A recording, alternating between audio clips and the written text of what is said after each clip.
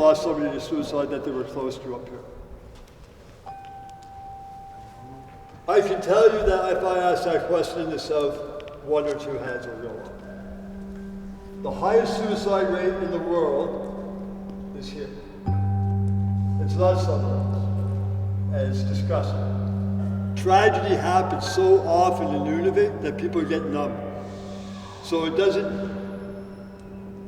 it's hard to fight back when you're numb and you're just trying to get through your days. But that's what's the most important.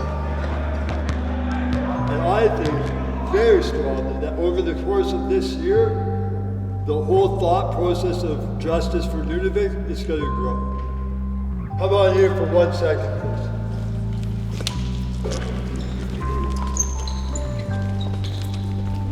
I don't know everybody here, but I'll tell you right now, I love every one of you. You deserve better, and we're going to make things better. It's a promise, all right? 1, 2, right now! 1, 2, shine later!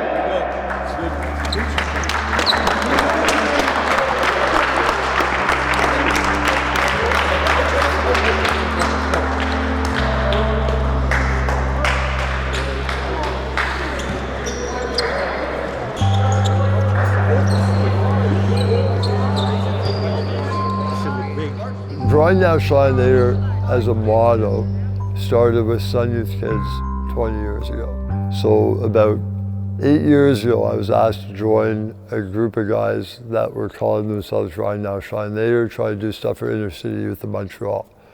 I jumped in with them, and we did stuff for the city, for dunk contests, run some organized camps and stuff in the city for kids from tougher neighborhoods with that group of people.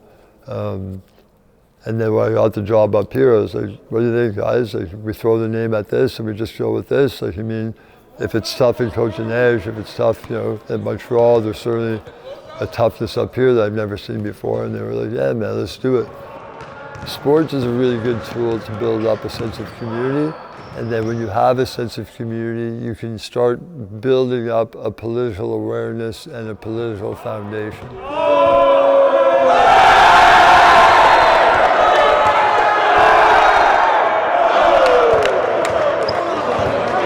More and more of these young people get engaged and they get older, that our older members are going to start being more politically active. And although it won't be with a Right Now, Shine Later Nunavik shirt on, certainly we can talk to them about justice for Nunavik. From the start, we said it's with the Inuit youth for Inuit youth, and one day it will be run by Inuit youth, and we're not too far, you know what I mean? We're probably 4 or 5 years away from the Inuit taking this over. I would think that, you know, mental health issues are probably the top of the tier of the things that we're trying to deal with up here. You know, like we try to deal with the kids and tell them it's really important to open up. We've had several suicides with the program over the last few years. And to be honest with you, the first one is the one that told me I was not going to walk away, right? Like,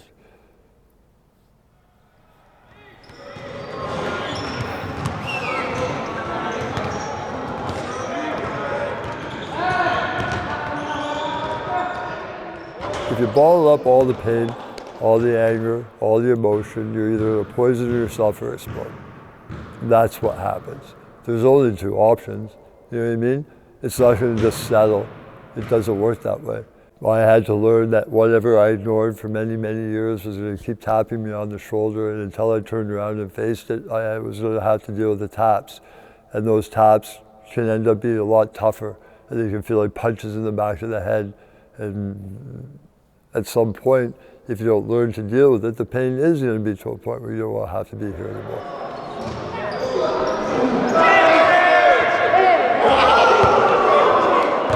Giving someone the skills to manage their own mental health, there is no better thing than sport, right?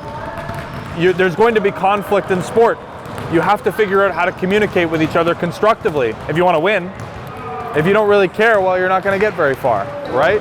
You have to figure out how to work with each other and share so that you can achieve a common goal.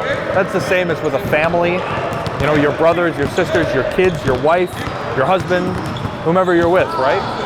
It's the exact same thing. I hope that there's a ton of other kids here who use basketball as the outlet for their own energy, for their own social needs, And it's a constructive thing that they can do, right? If you fall in love with this game, the game will give back to you. It's not necessarily about getting kids to the NBA. We'd love it if it happens, and we're gonna do our best. But also, like, are you gonna live a happy, healthy life and play basketball and have friends and, you know, show up to the gym and hang out and pass that knowledge on to the next generation that comes after you, right? Many of them don't have the means to travel, and some of them don't leave their villages very often or at all, right? So when you put an opportunity like this in front of them to meet kids from all over Nunavik, to stay connected on social media, which is one really good aspect of social media, the connections they make are building up their treasure trove of people they can go to when they're having a rough time.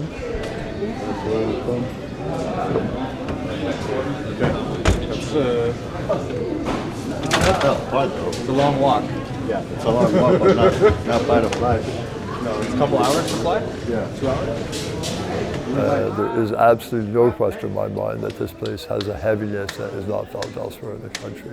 So when you go to the airport and you hear all the laughing and all the loveliness and the people greeting each other and stuff, that's a reality. Inuit are lovely people with a lovely culture, but you can't ignore the struggles.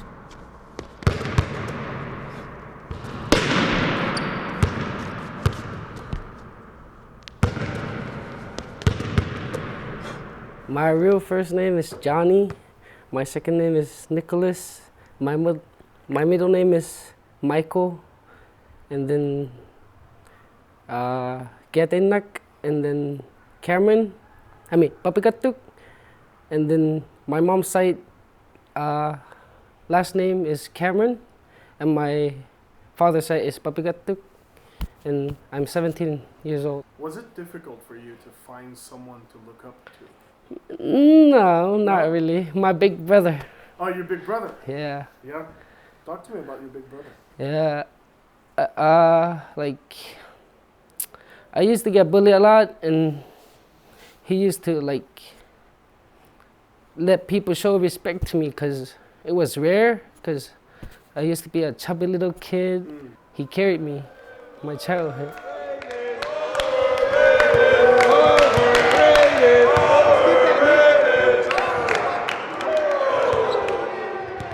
We still hang out though, like he moved out like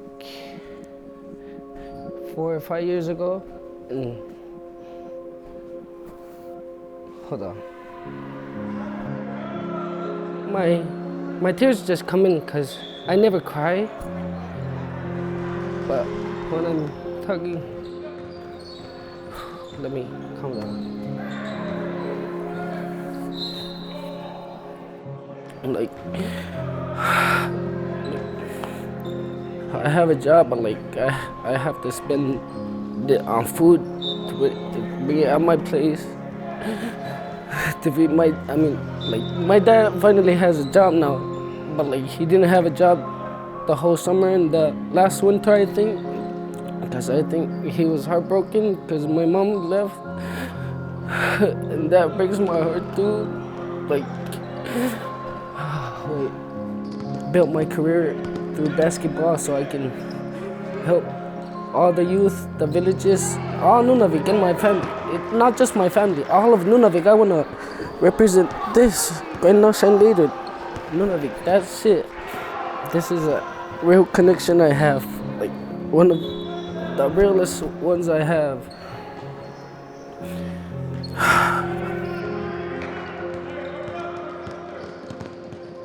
I feel peaceful when I play basketball. That's when the most peaceful I am in the basketball court. I never want to leave that. I know me, I know myself, so I just tell myself, okay, you're about to play basketball. The world is quiet to me. Like, feels like it stops spinning, it stops. Everything stops.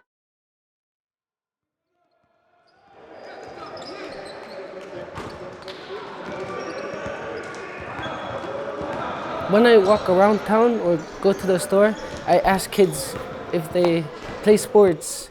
Like, you can ask any of them. Like, if I ask, they go like hockey or basketball. I tell them, the younger you start, the better you'll be in the future.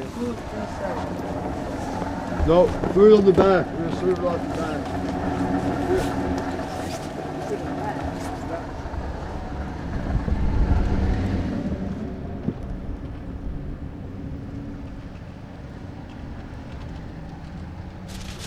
What is that? Oh, sausages. All right. Yeah, go ahead, guys. Let's do it. Dig in, boys.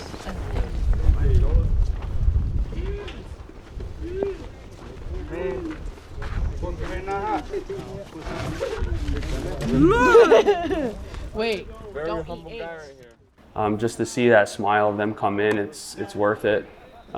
Even the community kids coming in that are too young to take part in this, they're coming in and they're like, what's going on? And you guys got anything, what can we do? And it's also great to see the older guys supporting the younger guys, because we got some 11-year-olds here playing with 22-year-olds, So to see them like kind of take them under their wing, that's really what this whole program is about.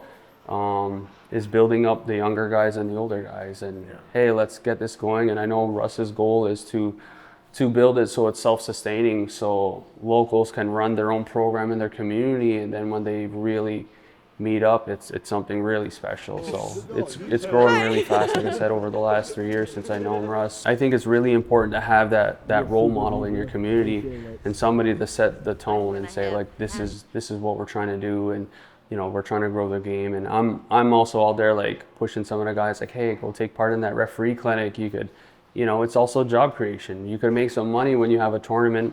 I know you want to play in a tournament, but you can't play every single game. So when you're not playing, you could be refereeing, making money, like. Fine. Not bad. You took care of yourself, right? Bye, Russ. Until next time.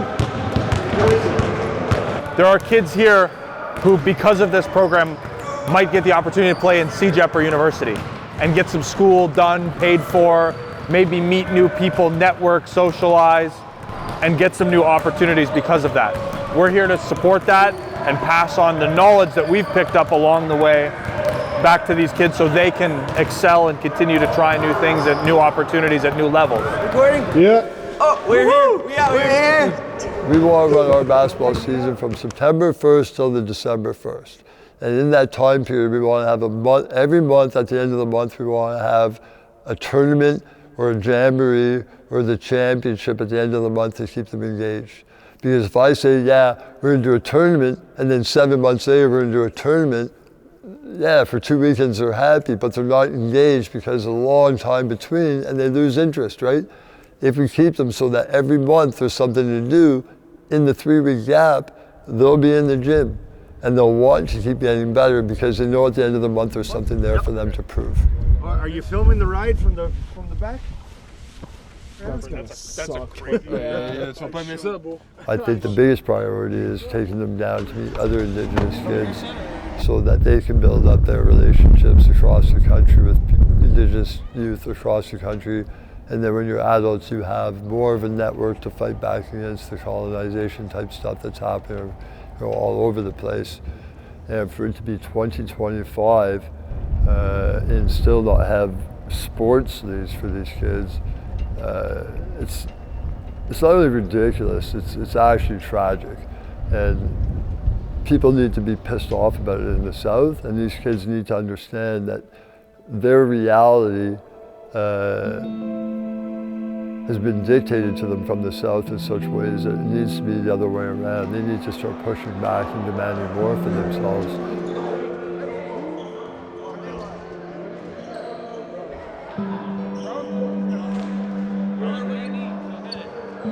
How about we make it so they have a league to play in, and that, the ultimate goal is for them to have a happy, safe, cool space for them to build up a community for themselves and feel all right.